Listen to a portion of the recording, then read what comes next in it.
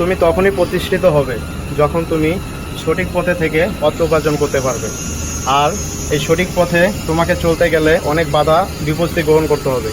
তুমি যদি সঠিক পথে চলে অর্থ উপার্জন করতে পারো, তাহলে শুধু তুমি পরিবারেও নও, তুমি সমাজের বুকেও তুমি ভালো একটা ছেলে হয়ে থাকতে পারবে।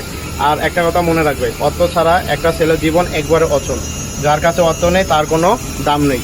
সো তুমি যত পারো সৎ পথে থাকো এবং যেখানে থেকেই পারো সেখান থেকেই তুমি অর্থ উপার্জন করো এবং তুমি সমাজকে দেখিয়ে দাও যে তুমিও পারবে এবং তুমি নিজেও মানুষকে আগ্রহ করতে সাহায্য করবে যে দেখো আমার মতো তোমরাও এভাবে সৎ পথে থাকলে কখনো তোমরা অবহেলিত হবে না, তোমরাও জীবনে প্রতিষ্ঠিত হতে পারবে। সো একটা ছেলের জীবনের লক্ষ্যই হচ্ছে তুমি কিভাবে সৎ পথে থাকবে এবং অর্থ উপার্জন করে তোমার পরিবারকে গ্রো করবে, মানে বড় করবে। একটা কথা মনে রাখবে, তোমার উপরেই তোমার পরিবারের আশা এবং ভরসা জেগে আছে। তাই তুমি কখনো খারাপ পথে যেও না, নিজের প্রসঙ্গে যতটুকু পারবা সৎ পথে থাকার চেষ্টা করো এবং উপার্জন করে নিজের পরিবারকে সুখে রাখো। ধন্যবাদ।